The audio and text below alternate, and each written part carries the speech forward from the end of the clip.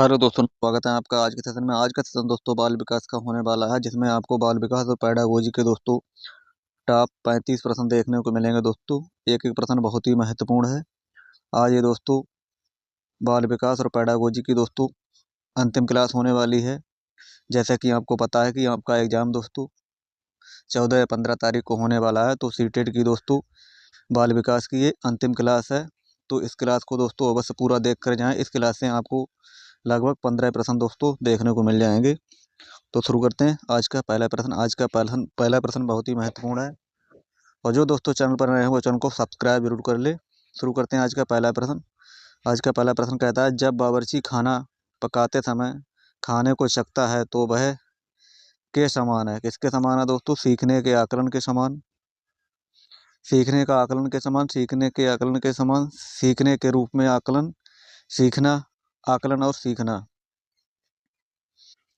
जब एक बावर्ची खाना पकाते समय खाने को चखता है तो वो क्या करता है? तो दोस्तों वह क्या करता है? सीखने का आकलन करता है दोस्तों।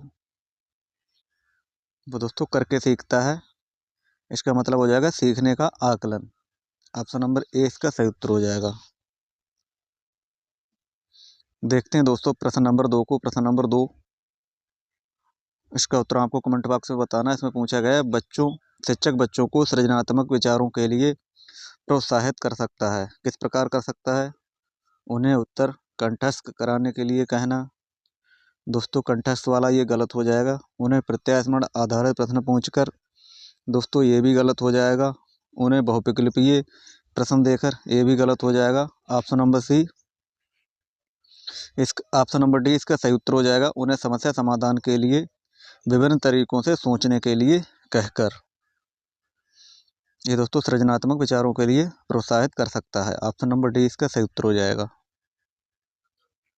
प्रश्न नंबर 3 है। प्रश्न नंबर 3 में पूछा गया है, बच्चे के विकास के सिद्धांतों को समझना शिक्षक की महत्वपूर्ण बच्चे के विकास के सिद्धांतों को समझना शिक्षक की सहायता करता है। दोस्तों किस प्रकार करता है? शिक्षार्थी की सार्थक पृष्ठभूमि को पहचानने में, शिक्षार्थियों को क्यों पढ़ना चाहिए ये औचित्य स्थापित करने में, ये शिक्षार्थियों की विभिन्न अधिगम शैलियों को प्रभावित करने में, संबोधित करने में। ये ऑप्शन नंबर डी है, शिक्षार्थी के सामाजिक स्तर को पहचानने के लिए। तो प्रश्न नंबर 3 का आपको उत्तर बताना है। प्रश्न नंबर 3 का क्या हो जाएगा? तो बच्चे के विकास के सिद्धांतों को समझना शिक्षक की सहायता करता है। किस प्रकार करता है ये? तो ये करता है दोस्तों शिक्षार्थी के विभिन्न अधिगम शैलियों को प्रभावी रूप से संबोधित करने के लिए। ऑप्शन नंबर सी इसका सही उत्तर हो जाएगा। देखते हैं प्रश्न नंबर 4। एक एक प्रश्न बहुत ही महत्वपूर्ण है। क्लास को पूरा देखें दोस्तों। अब प्रेरणा के सिद्धांत के अनुसार एक शिक्षक खाली जगह के द्वारा सीखने को संवर्धित कर सकता है। प्रश्न नंबर 4, विद्यार्थियों से वास्तविक अपेक्षाएं रखने, अपेक्षाओं का एक स्तर रखने, विद्यार्थियों से किसी प्रकार की अपेक्षा न रखने, विद्यार्थियों से बहुत उच्च अपेक्षाएं रखना। प्रश्न नंबर 4 का आपको उत्तर बताना है।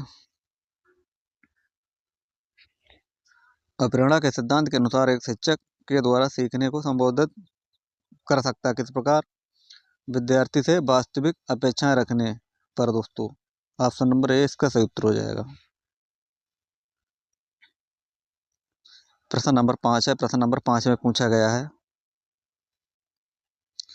जब एक शिक्षिका दृष्टिबाधित शिक्षार्थी को कक्षा के अन्य विद्यार्थियों के साथ सामूहिक गतिविधियों में शामिल करती है तो वह क्या कर रही है? कक्षा के लिए सीखने हेतु बाधाएं उत्पन्न कर रही है दोस्तों। गलत। समावेशी शिक्षा की भावना के अनुसार कार्य कर रही है। बिल्कुल सही हो जाएगा दोस्तों। ऑप्शन नंबर सी देखते हैं, सभी शिक्षार्थियों में दृष्टिबाधित शिक्षार्थियों के प्रति सहानुभूति विकसित करने में मदद कर रही है दोस्तों। ये भी दोस्तों गलत हो जाएगा। दृष्टिबाधित शिक्षार्थी पर संभवतः तनाव बढ़ा रही है। गलत। दोस्तों ये क्या कर रही है? समावेशी शिक्षा की भावना के अनुसार कार्य कर रही है। ऑप्शन नंबर बी इसका सही उत्तर हो जाएगा। सभी बच्चे दोस्तों एक समान है, उसी प्रकार ये समावेशी शिक्षा की भावना के अनुसार कार्य कर रही है। प्रश्न नंबर 6 में पूछा गया है, बुद्धि के बारे में निम्नलिखित में से कौन सा कथन सर्वाधिक उपयुक्त है। बुद्धि के बारे में निम्नलिखित में से कौन सा कथन सर्वाधिक उपयुक्त है दोस्तों। प्रश्न नंबर 6, बुद्धि को केवल मानकीकृत बुद्धि लब्धि परीक्षण के आयोजन के द्वारा विश्वसनीय रूप से निर्धारित किया जा सकता है। गलत दोस्तों। बुद्धि मूलभूत रूप से स्नायु तंत्र संबंधी कार्य प्रणाली, उदाहरण प्रकरण की गति, संवेदन, संवेदी, विभेदी, विभेद आदि है दोस्तों। ये भी गलत हो जाएगा। बुद्धि विद्यालय में अच्छा प्रदर्शन करने की योग्यता है, गलत। तो बुद्धि के बारे में कौन सा सही हो जाएगा। तो बुद्धि दोस्तों बहुआयामी और इसमें कई पहलू निहित होते हैं दोस्तों। बुद्धि बहुत प्रकार की होती, कई प्रकार की बहुबुद्धि होती है दोस्तों। तो ऑप्शन नंबर डी इसका सही उत्तर हो जाएगा। प्रश्न नंबर 7 देखते हैं। प्रश्न नंबर 7 में पूछा गया है,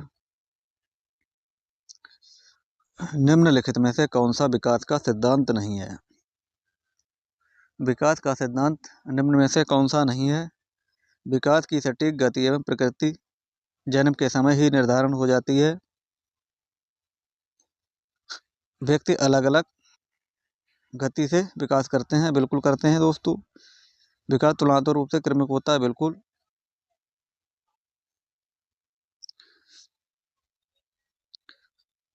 विकास समय के साथ साथ धीरे धीरे घटित होता है, बिल्कुल दोस्तों होता है। तो इसमें कौन सा सिद्धांत सही नहीं है। तो सही नहीं है, कौन सा नहीं है। ऑप्शन नंबर ए, विकास की सटीक गति प्रगति जन्म के समय ही निर्धारण हो जाती है दोस्तों, ये गलत है। ऑप्शन नंबर ए इसका सही उत्तर हो जाएगा।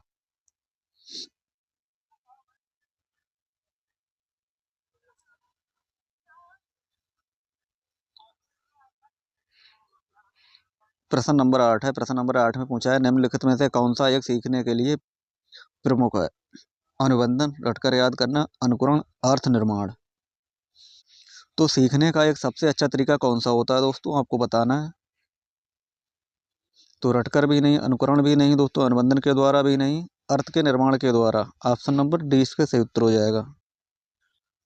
प्रश्न नंबर 8 का ऑप्शन नंबर डी इसका सही उत्तर हो जाएगा।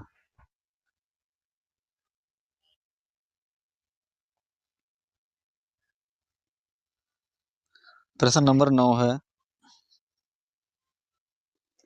विद्यालयों में विद्यार्थियों की असफलता के बारे में निम्नलिखित में से कौन सा कथन सही नहीं है। कौन सा कथन सही है। विद्यालयों में विद्यार्थियों की असफलता के बारे में निम्नलिखित में कौन सा कथन सही है दोस्तों। प्रश्न नंबर 9, तो विशेष जातियों और समुदायों से संबंधित विद्यार्थी असफल होते हैं क्योंकि उनमें योग्यता नहीं होती है, गलत। विद्यार्थी विद्यालयों में असफल होते हैं क्योंकि उन्हें अधिगम के लिए उपयुक्त पुरस्कार नहीं दिए जाते, ये भी गलत हो जाएगा। विद्यार्थी असफल होते हैं क्योंकि शिक्षण उस तरीके से नहीं किया जाता जिनके लिए उनके लिए सार्थक हो, ये सही हो जाएगा। ऑप्शन नंबर डी है, विद्यार्थी असफल होते हैं क्योंकि विद्यालय व्यवस्था प्रत्येक विद्यार्थी की आवश्यकताओं और अभिरुचियों का ध्यान नहीं रखती है, बिल्कुल सही। तो दोस्तों इसके सी और डी सही हो जाएंगे। ऑप्शन नंबर बी, सी और डी इसका सही उत्तर हो जाएगा। प्रश्न नंबर 10 देखते हैं। प्रश्न नंबर 10 में है, किस मनोवैज्ञानिक के अनुसार बच्चों के संज्ञानात्मक विकास में सांस्कृतिक उपकरण एक महत्वपूर्ण भूमिका निभाते हैं। प्रश्न नंबर 10, सांस्कृतिक उपकरण एक महत्वपूर्ण दोस्तों भूमिका निभाते हैं। कौन सा उपकरण हो जाएगा। Albert Bandura, B F Skinner, Lev Vygotsky, Jean पियाजे।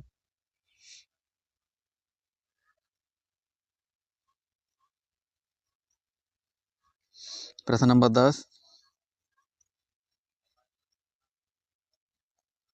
तो दोस्तों इसका ऑप्शन नंबर सी, ले वाइगोस्की इसका सही उत्तर हो जाएगा। ऑप्शन नंबर सी।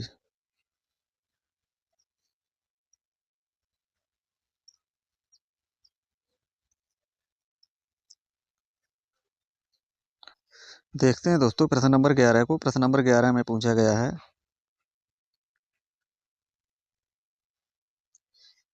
कक्षा में प्रभावशाली अधिगम के लिए खाली जगह वातावरण की रचना करनी चाहिए बजाय खाली जगह वातावरण के।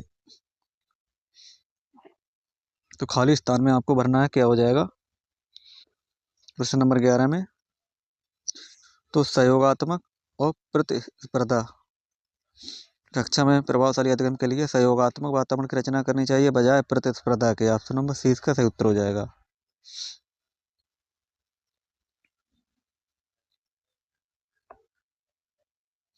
प्रश्न नंबर 12 में क्या पूछा गया है,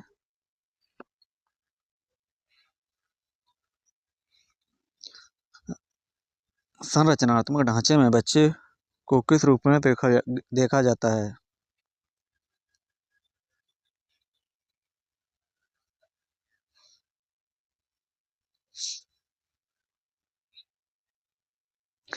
तो प्रश्न नंबर 12 का क्या हो जाएगा, ABCD 4 ऑप्शन दिए गए हैं, आपको इसका उत्तर कमेंट बॉक्स में बताना है। तो संरचनात्मक ढांचे में बच्चे को किस रूप में देखा जा सकता है दोस्तों, एक समस्या समाधान करने वाला तथा वैज्ञानिक अन्वेषण के रूप में। ऑप्शन नंबर ए इसका सही उत्तर हो जाएगा।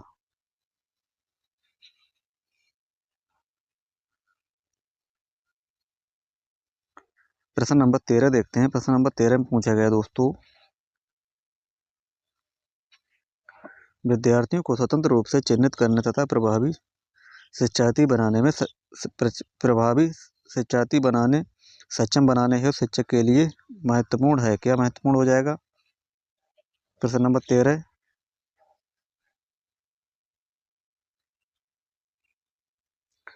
ऑप्शन नंबर ए, विद्यार्थियों को सिखाना कि किस प्रकार से अपने अधिगम का अनवीकरण करें। ऑप्शन नंबर बी, विद्यार्थियों के द्वारा प्राप्त की गई प्रत्येक असफलता के लिए उन्हें पुरस्कार देना, छोटी छोटी इकाइयों या खंडों में जानकारी प्रदान करना। या फिर ऑप्शन नंबर डी, एक संगठित तरीके से जानकारी को प्रस्तुत करना ताकि पुनः स्मरण करने में आसानी हो।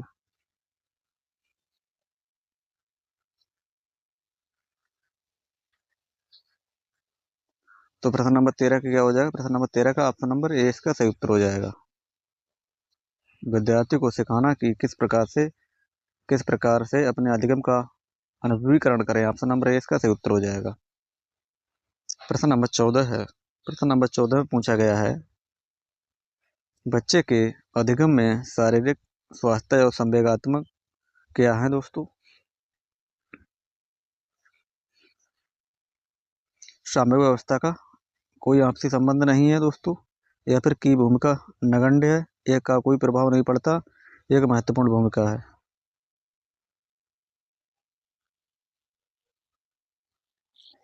तो बच्चे के अधिगम में शारीरिक स्वास्थ्य और संवेगात्मक अवस्था दोस्तों इनकी क्या है, एक महत्वपूर्ण भूमिका है। ऑप्शन नंबर डी इसका सही उत्तर हो जाएगा।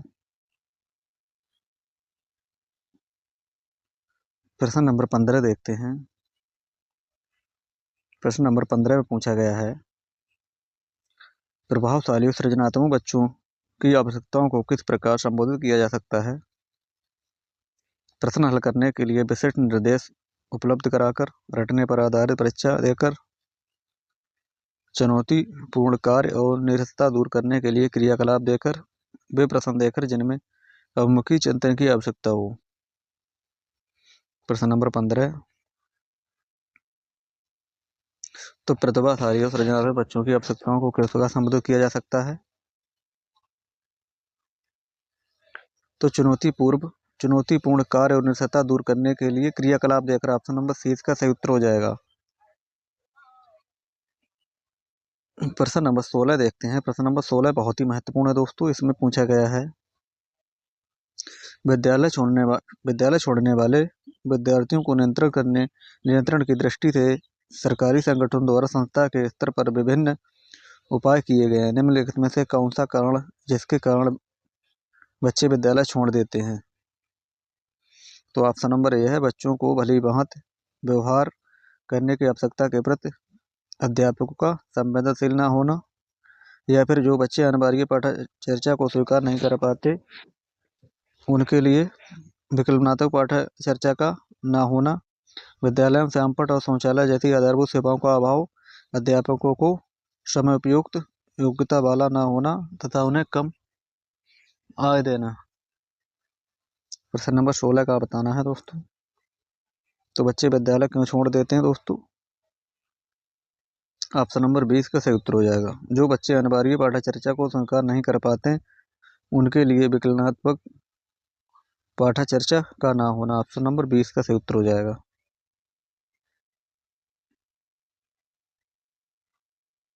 प्रश्न नंबर 17 है। प्रश्न नंबर 17 में पूछा गया है, मूल्यांकन इवैल्यूएशन का कौन सा उद्देश्य होना चाहिए? शिक्षार्थियों की उपलब्धि को मापना। ऑप्शन नंबर बी, ए निर्णय लेना कि विद्यार्थियों को अगली कक्षा में प्रोन्नत किया जाना चाहिए। ऑप्शन नंबर सी है, सीखने में होने वाली कमियों का निदान और उपचार करना चाहिए। ऑप्शन नंबर डी, शिक्षार्थियों की त्रुटि निकालना तथा उनकी उपलब्धि मापना। प्रश्न नंबर 17 का आपको बताना है, मूल्यांकन का उद्देश्य क्या होना चाहिए? तो दोस्तों, सीखने में होने वाली कमियों का निदान और उपचार करना चाहिए, मूल्यांकन का मुख्य उद्देश्य होना चाहिए दोस्तों। तो ऑप्शन नंबर सी इसका सही उत्तर हो जाएगा। प्रश्न नंबर 18 है। प्रश्न नंबर 18 में पूछा गया है, निम्नलिखित में से कौन सी शिक्षण अधिगम के लिए प्रभावशाली शिक्षण प्रणाली नहीं है? ऑप्शन नंबर ए, बच्चों को अंतर्दृष्टि के द्वारा अनुमान लगाने के लिए प्रोत्साहित करना। बच्चों प्रयोग एवं पर्यवेक्षण, संवाद एवं परिचर्चा, दिए गए ज्ञान को दोहराने पर ध्यान केंद्रित करना चाहिए।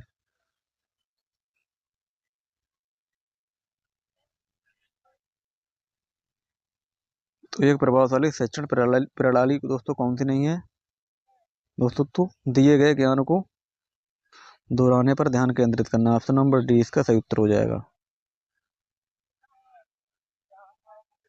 प्रश्न नंबर 19 है। प्रश्न नंबर 19 में पूछा गया है,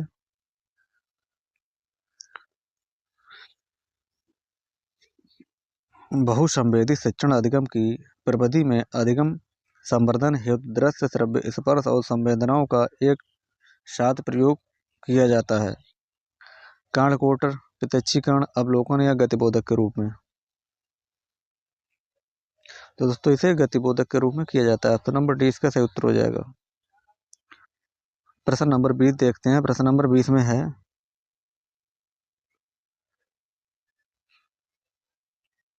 कोहल वर्ग के अनुसार सही और गलत के प्रश्न के बारे में निर्णय लेने में शामिल चिंतन प्रक्रिया को क्या कहा जाता है? ऑप्शन नंबर ए, सहयोग की नैतिकता, नैतिक तर्कणा, नैतिक यथार्थवाद, नैतिक दुविधा। प्रश्न नंबर 20। तो प्रश्न नंबर 20 का ऑप्शन नंबर 20 का सही उत्तर हो जाएगा नैतिक तर्कणा। ऑप्शन नंबर 20 का सही उत्तर हो जाएगा। प्रश्न नंबर 21 देखते हैं। प्रश्न नंबर 21 में पूछा गया है, निम्नलिखित में से कौन सा रचनात्मक आकलन के लिए उचित उपकरण नहीं है? मौखिक, सत्र परीक्षा, प्रश्नोत्तरी और खेल, दत्तय कार्य। प्रश्न नंबर 21। तो ये सत्र की परीक्षा। ऑप्शन नंबर 20 का सही उत्तर हो जाएगा, सत्र की परीक्षा। प्रश्न नंबर 22 है। प्रश्न नंबर 22 में पूछा गया है, बच्चों के चिंतन के विषय में निम्नलिखित में से कौन सा कथन सही नहीं है? बच्चे अपने आसपास की विविध घटनाओं के बारे में सक्रिय पूर्वक सोचते हैं और उनमें अन्वेषण छानबीन की लालसा होती है दोस्तों। ऑप्शन नंबर बी, बच्चे अपने आसपास की वस्तुओं को जानने के लिए जन्मजात जिज्ञासु होते हैं। ऑप्शन नंबर सी, बच्चे अपने आसपास की विविध घटनाओं के बारे में स्वयं अपने सच्चाइयों की रचना करते हैं। ऑप्शन नंबर डी, बच्चे प्रत्ययों को स्वयं नहीं सोच सकते और अध्यापक की मूल भूमिका उन्हें जानकारी उपलब्ध कराना है। प्रश्न नंबर 22 का आपको बताना क्या हो जाएगा? तो बच्चों के चिंतन के विषय में निम्न में कौन सा कथन सही नहीं है? तो ऑप्शन नंबर सी, बच्चे अपने आसपास की विविध घटनाओं के बारे में स्वयं अपने सिद्धांतों की रचना करते हैं। ऑप्शन नंबर सी इसका सही उत्तर हो जाएगा।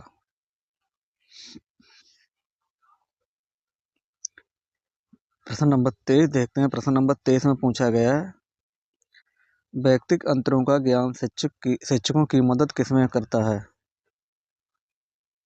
ऑप्शन नंबर ए, पिछड़े शिक्षार्थियों के साथ कठोर परिश्रम करने की निरर्थकता को समझने में क्योंकि वे बाकी कक्षा के समान कभी नहीं हो सकते।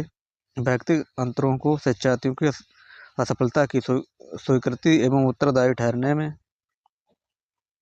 सभी शिक्षार्थियों को समान रूप से लाभ पहुंचाने के लिए अपनी प्रस्तुति शैली को एक रूप बनाने में। ए बराबर ऑप्शन नंबर डी, सभी शिक्षार्थियों की व्यक्तिगत आवश्यकताओं का आकलन करने और उसके अनुरूप उन्हें पढ़ाने में। प्रश्न नंबर 23 का आपको बताना है, प्रश्न नंबर 23 का क्या हो जाएगा? तो प्रश्न नंबर 23 का ऑप्शन नंबर डी सही उत्तर हो जाएगा। प्रश्न नंबर 24 है, प्रश्न नंबर 24 पूछा गया वाइगोत्स्की की संस्कृति के अनुसार बच्चों की व्यक्तिगत बात की संकल्पना क्या है? Option number A, B, C, D 4 option दिए गए हैं, आपको उसका उत्तर बताना है। वाइगोत्स्की की संस्कृति के अनुसार बच्चों की व्यक्तिगत बात की संकल्पना क्या है? तो दोस्तों ये हो जाएगी, स्पष्ट करती है कि बच्चे अपने ही कार्यों के निर्देशन के लिए भाषा का प्रयोग करते हैं। ऑप्शन नंबर 20 का सही उत्तर हो जाएगा। प्रश्न नंबर 25 है, शिक्षकों को यह सलाह दी जाती है कि अपने शिक्षार्थियों को सामूहिक गतिविधियों में शामिल करें क्योंकि सीखने को सुगम बनाने के अतिरिक्त ये खाली जगह में भी सहायक करती है। ऑप्शन नंबर दुश्चिंता, समाजीकरण, मूल्य द्वंद्व, आक्रामकता। प्रश्न नंबर 25, तो दोस्तों ये क्या हो जाएगा? ये समाजीकरण हो जाएगा। ऑप्शन नंबर बी समाजीकरण इसका दोस्तों सही उत्तर हो जाएगा।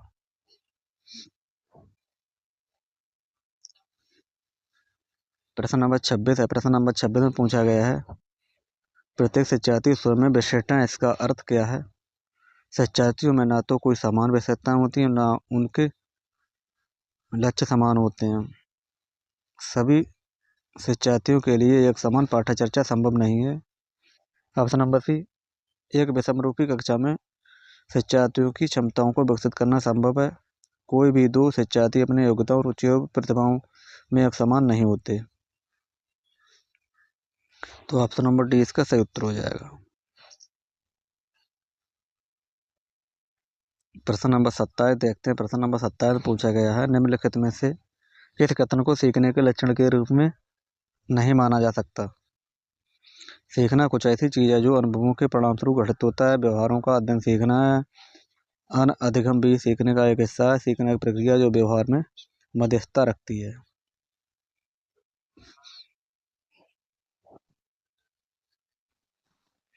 प्रश्न नंबर 27,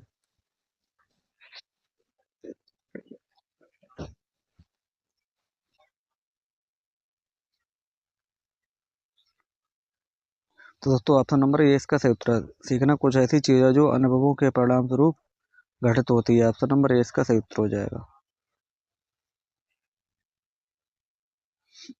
प्रश्न नंबर 28 है, प्रश्न नंबर 28 में दोस्तों पूछा गया है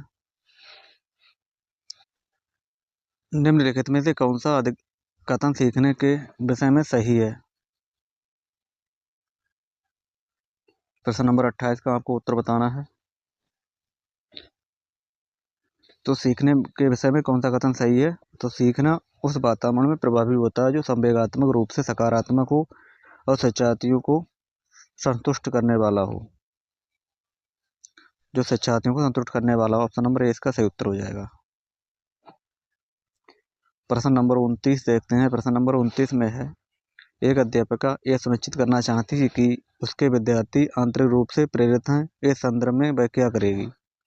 सभी बच्चों के लिए उपलब्धि के समान मानकों को उल्लेखित करना, इस प्रकार का अधिगम गतिविधियों की योजना बनाना जो औपचारिक सिंचन को प्रोत्साहन करे, अंतिम परिणाम पर ध्यान देने के बजाय व्यक्तिगत रूप से बच्चों की अधिगम की प्रक्रिया पर ध्यान देना, वस्तु रूप से पुरस्कार प्रस्तुत करना। प्रश्न नंबर 29,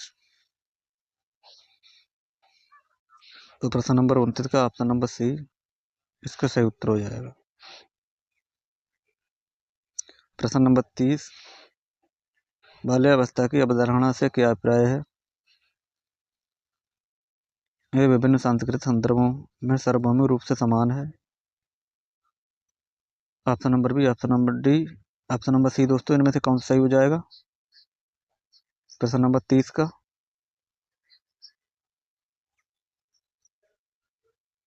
तो ऑप्शन नंबर 20 का सही उत्तर हो जाएगा दोस्तों। समकालीन सामाजिक संरचनावादी मनोविज्ञान के अनुसार यह एक सामाजिक संरचना है। प्रश्न नंबर 31 है। प्रश्न नंबर 31 में पूछा गया खाली जगह के अतिरिक्त निम्नलिखित कुछ तकनीकी है जो परीक्षा के कारण होने वाली चिंता को दूर करती हैं। प्रश्न पत्र की संरचना पैटर्न से परिचित कराना, परिणाम के बारे में बहुत अधिक सोचना, समर्थन प्राप्त करना, विशिष्टताओं पर बल देने की पदानुक्रमिक। प्रश्न नंबर 31,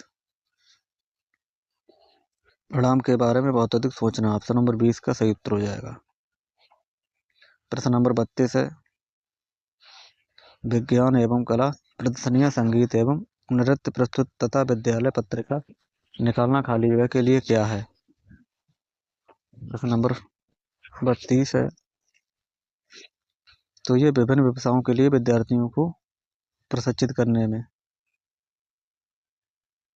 प्रश्न नंबर 33 है। प्रश्न नंबर 33 में पूछा गया है एक खाली जगह कक्षा में अध्यापिका अपनी शिक्षा शास्त्र व आकलन की विधियों को विद्यार्थियों की व्यक्तिगत जरूरतों के अनुसार परिवर्तित करती है।